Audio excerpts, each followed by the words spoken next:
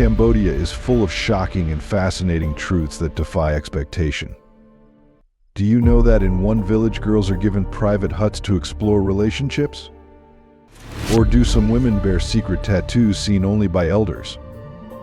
There's even an island inhabited solely by women, where men won't dare set foot. This isn't folklore, it's modern Cambodia. From casinos rivaling Vegas to scam networks turning economic zones into illegal trade. In this video, we uncover 15 mind-blowing facts that will completely shift your view of Cambodia. The very first fact? It's about an autonomous region that technically shouldn't exist. Number 1. Cambodia's secret autonomous region. Cambodia's autonomous regions and special economic zones continue to attract attention for their unique legal frameworks. The country has developed 64 special economic zones offering tax incentives, duty exemptions, and simplified administration to draw foreign investment. These zones often operate with legal independence, creating distinct regulatory environments. Cambodia also runs a dual currency economy. Both the Cambodian riel and the US dollar are accepted, with an average exchange rate of 4,013 riel to $1. While everyday purchases typically use riel, larger transactions favor dollars. Tourists and locals have easy access to fourth-generation mobile services with Met phone, cell card, and smart SIM cards sold without registration at airports, shops, and online. These allow immediate internet and call access. Electric mobility is gaining traction. By mid-2025, Cambodia will have 7,610 electric vehicles, though they make up less than 0.1% of the total fleet. The government aims to reach 3% of new car sales as electric vehicles by year-end, supported by regional partnerships. Online gambling remains loosely regulated. Land-based casinos are legal for foreigners, while the government largely ignores offshore sites. Enforcement targets providers, not users, allowing betting servers to operate in legally gray zones. These combined factors make Cambodia's autonomous areas notable for their mix of legal irregularities, foreign commerce, and modern infrastructure. Number 2. The Women's Island. Kreung Island represents one of the most emotional yet inspiring stories in modern Cambodia. This area is home to approximately 40 women and over 100 children, living together in a village where no adult men reside. But this is a sanctuary created in response to difficult life circumstances. Many of these women have faced domestic hardship or abandonment. Some are widows whose husbands passed away due to conflict or accidents. Several residents were previously unhoused, struggling for basic needs, until a local NGO helped them move to Kreung Island to rebuild their lives. Life on the island is simple and self-reliant. There are no televisions or mobile phones, only radios for basic communication. The women manage most of the daily labor themselves and bring in outside help from men, compensated fairly, only when heavy work is required. What stands out most is this: Cambodian men typically choose not to visit the island, not due to laws, but out of a shared respect for the women's healing space.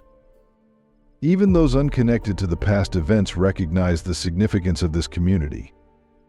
It has become an unspoken cultural agreement that this area remains a place of safety and renewal. Together, the women have built a self-sustaining economy, growing crops, raising animals, and offering mutual support in a way that shows how strength and solidarity can overcome adversity. Number 3. Traditional weddings. Cambodian weddings are elaborate celebrations that often span 1 to 3 days, with longer ceremonies believed to bring greater blessings and respect to the couple. The festivities commence with the Gat Sa, or hair-cutting ceremony, where the bride and groom sit before an altar honoring their ancestors. Family members and close friends take turns symbolically cutting small locks of hair, representing the shedding of past lives and the beginning of a new chapter together.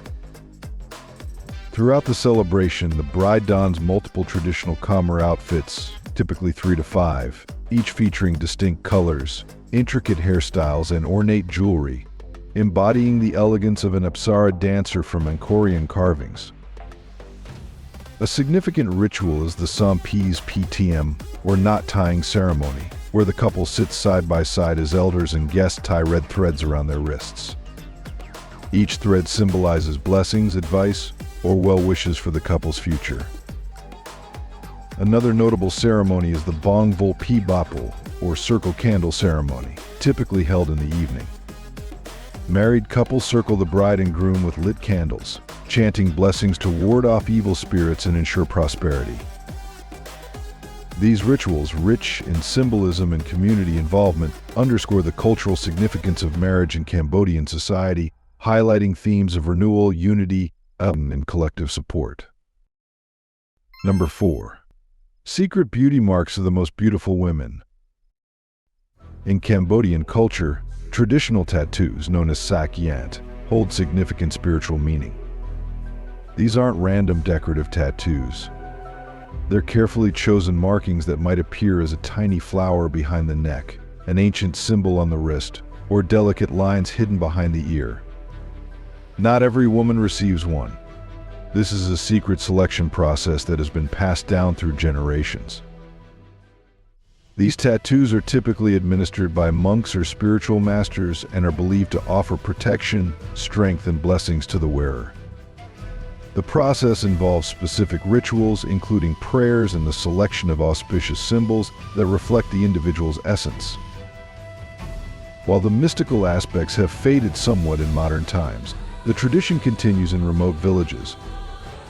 Some communities even record these women's names in official village registries as symbols of cultural pride. Number 5. The truth behind Cambodia's casino. Cambodia has emerged as a significant player in Asia's casino industry. In 2019, the government approved a total of 163 casino licenses, with 91 allocated to Pria Sihanouk province, which includes Sihanoukville.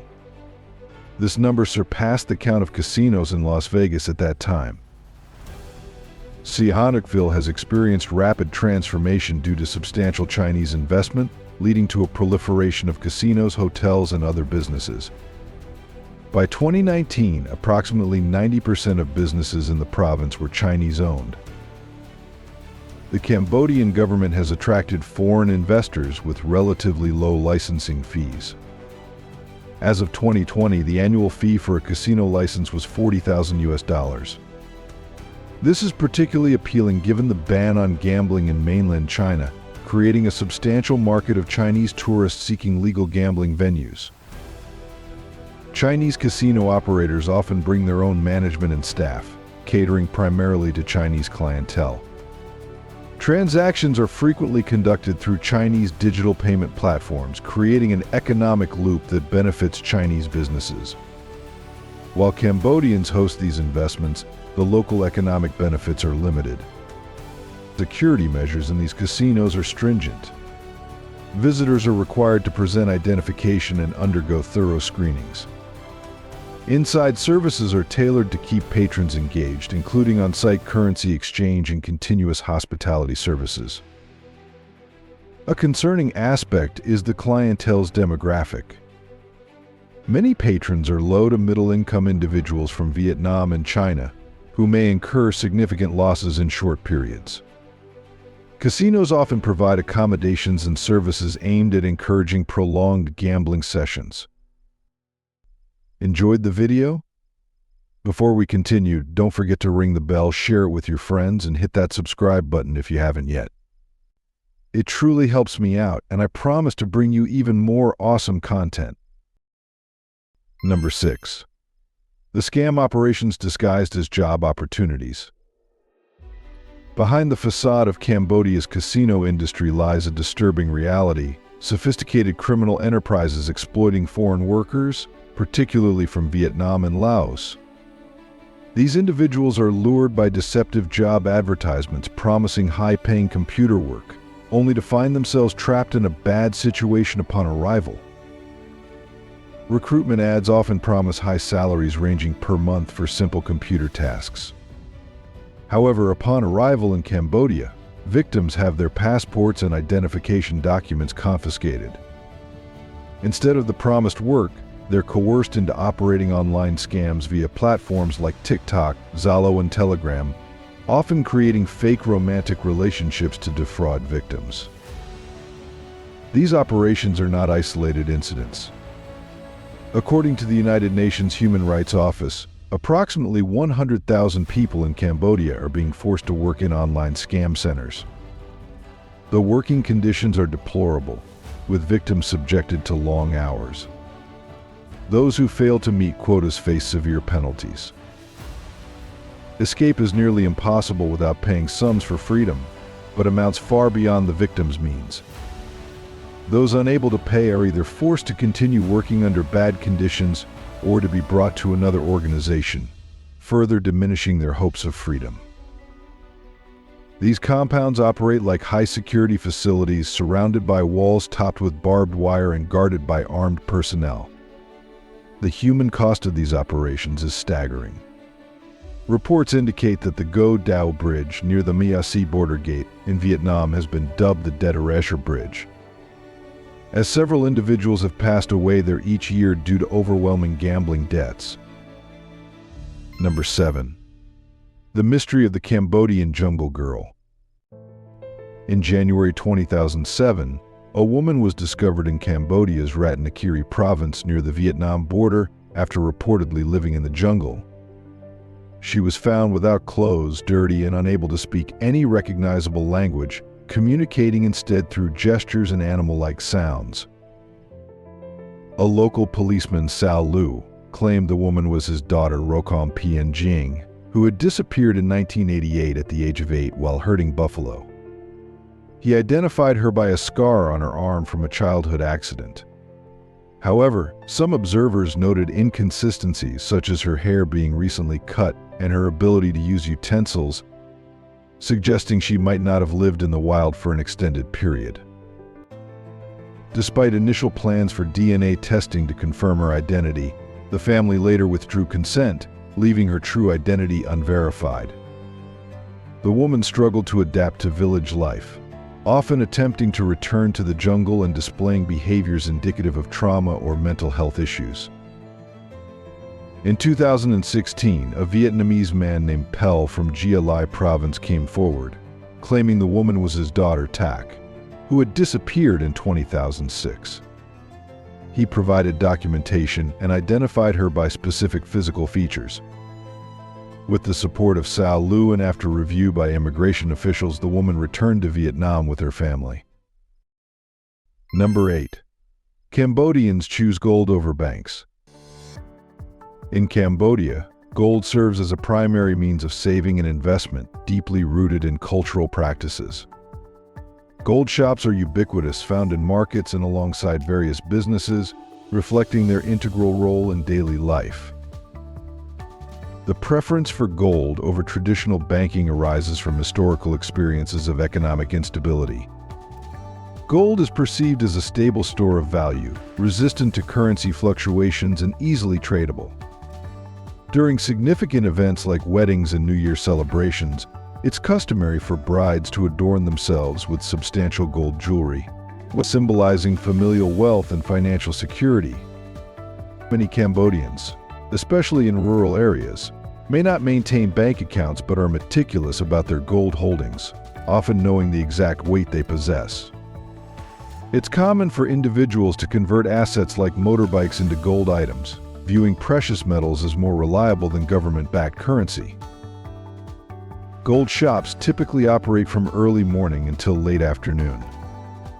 This accessibility allows people to engage in transactions throughout the day, converting between gold and cash based on immediate needs. Such practices create a parallel economy where traditional banking services play a lesser role in daily financial activities. For Cambodians, gold embodies more than just wealth. It represents culture, style, and hope. In a nation that has faced economic disruptions and political instability, gold offers a tangible sense of security that paper money and digital accounts may not provide. Do you think saving in gold is a smarter strategy than using banks, especially in countries with unstable economies? Let us know your thoughts below. Number 9. The Kreung tribe's courtship tradition. Deep in the remote mountains of Cambodia's Ratnakiri province resides the Kreung tribe, known for its distinctive approach to love and marriage. When a Kreung girl reaches puberty, typically between the ages of 13 and 15, her parents construct a small, private hut near the family home. This hut serves as her personal space to explore romantic relationships without judgment or interference. In this hut, she has the autonomy to invite boys she's interested in getting to know. They can converse, spend time together, and assess their compatibility as potential life partners. Meeting with several different boys over months or years is not only accepted but encouraged by the community. The Kreung people believe that true marital happiness stems from genuine emotion and personal choice rather than arranged obligations. This tradition has been associated with remarkably low divorce rates within the community. In an environment devoid of modern dating apps and social media, the Kreung have cultivated a system that emphasizes emotional connection, mutual respect, and personal freedom. Their weddings, while often simpler than elaborate commerce ceremonies, carry profound meaning as they represent authentic mutual choice. Both partners have had the opportunity to thoroughly explore their feelings before making a lifelong commitment. However, this tradition is gradually fading due to modernization, increased exposure to external cultures, and changing societal values. Despite this, the Kreung's approach to courtship remains a testament to the importance of personal agency and emotional compatibility in relationships. Number 10. Apsara dance.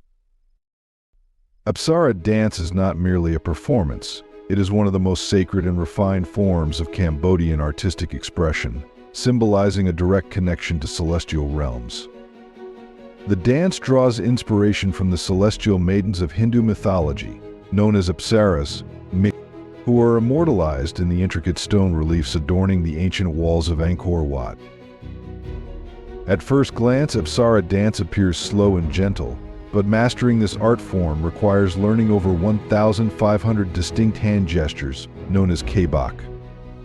Each movement of the fingers, glance of the eyes, and subtle smile holds deep symbolic meaning. Dancers express natural phenomena, universal concepts, love, spirituality, and specific elements like gentle rainfall or morning mist through precise physical movements. Apsara dancers wear elaborate traditional costumes, including flowing silk skirts called sampat sarabap, golden belts, and ornate crowns resembling goddess headdresses. The preparation can take hours, as each costume element carries cultural and spiritual significance. Training often begins at a young age, sometimes as early as 8 or 9 years old. Children practice each hand position and step with discipline akin to martial arts training. Dance masters carefully observe young dancers' hands, eyes, and natural flexibility to identify innate talent. Being selected to become an Apsara dancer is a tremendous honor in Cambodian society.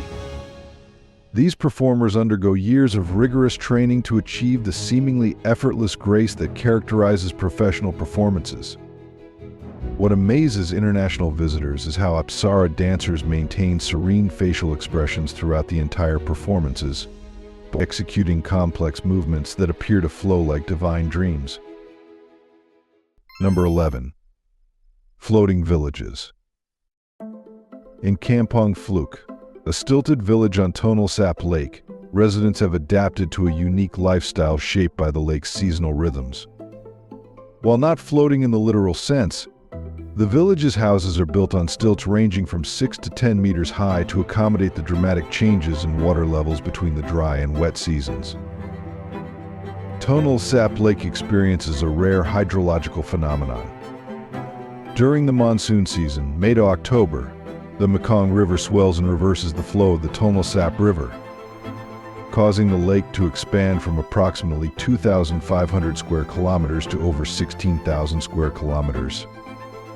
This reversal transforms surrounding areas into vast floodplains. The stilted homes in Kampong Phuoc serve as more than shelters, they are integral to the community's way of life. Daily activities such as cooking, working, socializing, and even education occur in these elevated structures. The village includes floating markets, schools, and temples, all adapted to the aquatic environment. Children in the village often learn to navigate boats at a young age, using small vessels to attend school or assist with family fishing activities. For the residents, the water is not an obstacle but a vital part of their cultural identity and daily existence. Would you be able to live in a village like Kampong Phuoc where every part of life, from school to shopping, happens on or above the water? Let us know why or why not in the comments. Number 12. Snake delicacies and belief symbolism. Cambodia's diverse ecosystems, including mangrove swamps and riverine areas, support a wide range of wildlife, including various snake species. In regions like in Yang Province in Vietnam, near the Cambodian border, local communities have developed a traditional method of preserving snake meat, particularly during the flood season. The preparation involves marinating the meat with regional spices and carefully sun-drying it over several days. It's estimated that 20 to 40 kilograms of fresh meat yield about 1 kilogram of dried product. This dish is often served with raw cucumbers or chili sauce and is valued not only for its distinctive flavor and texture but also as a source of nutrition. Though unfamiliar to some, it reflects important aspects of rural culinary heritage. Beyond its culinary role, snakes also carry deep spiritual meaning in Cambodian culture. The Naga, a mythical serpent, is a revered symbol in Khmer mythology and is commonly featured in Buddhist temple architecture. Naga figures appear on temple entrances, staircases, and rooftops, representing protection, fertility, and the bridge between the human and divine. This dual symbolism, snakes as both food and sacred icons, underscores the complex relationship between everyday survival and spiritual belief in traditional Cambodian society. Number 13. The American and Japanese car obsession. Walking through Phnom Penh or any major Cambodian city, you'll immediately notice that roads are dominated by older Toyota and Lexus models imported from the United States and Japan. This preference exists despite Cambodia imposing substantial import taxes on vehicles. For instance, the import tariff for second-hand passenger cars is 15%. with additional taxes such as vehicle acquisition tax and value-added tax applied, cumulatively increasing the final cost significantly. A used Toyota Camry that costs around $10,000 in the United States can reach prices of $20,000 to $30,000 in Cambodia, after all taxes and quarantine fees are applied. Despite these markups, Cambodians willingly pay premium prices to own older Toyota Camrys or Lexus RX vehicles, which rank among the most popular cars throughout the country. Many imported vehicles arrive with left-hand steering wheels, but local mechanics convert them to right-hand drive to meet Cambodian road requirements while maintaining safety standards. Even though these are used vehicles, Cambodians trust that Japanese cars offer superior durability with fewer mechanical problems, while American cars provide power and smooth operation suited to local road conditions. The reputation for reliability proves accurate.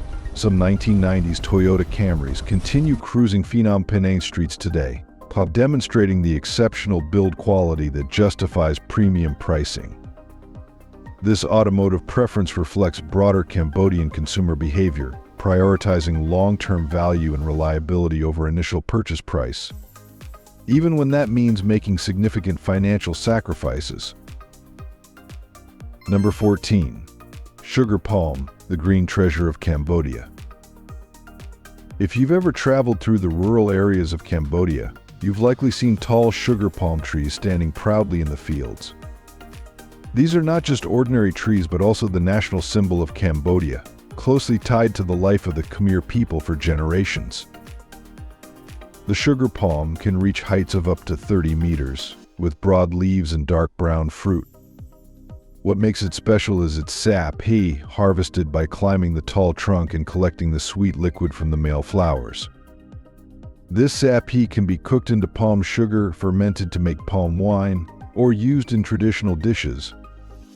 Locals also use palm leaves to thatch roofs or weave them into fans, baskets, and even ancient palm leaf manuscripts. Surprisingly, the sugar palm also contributed to the construction of Angkor Wat. The ancient Khmer used a mixture of lime, palm sugar, and liana sap as a binding agent, allowing the massive stones to stand strong for centuries. Today, the image of the sugar palm appears on Cambodia's coat of arms and currency, serving as a reminder of the sustainable value it provides. If you have the chance to visit Cambodia, don't forget to try a refreshing sip of sugar palm juice, a piece of sweet palm sugar, and admire the rows of sugar palms reaching high in the sunset. That's the moment you'll feel the essence of the unique Khmer culture. Number 15. Traditional courtship practices. In rural Cambodian villages, traditional courtship practices have historically emphasized family involvement and community customs. While arranged marriages were once prevalent, modern influences have introduced more autonomy in partner selection, especially in urban areas. Traditional courtship rituals such as Kol Moan, where a young man expresses his interest through a love letter, and Misanut, an informal meeting between families, have been part of Cambodia's rich cultural tapestry. In contemporary Cambodia, especially in cities like Phnom Penh, women participate actively in various sectors including tourism, hospitality, and international businesses. This exposure has contributed to evolving perspectives on relationships and marriage. While some Cambodian women enter into international marriages, comprehensive data on the exact numbers and motivations is limited.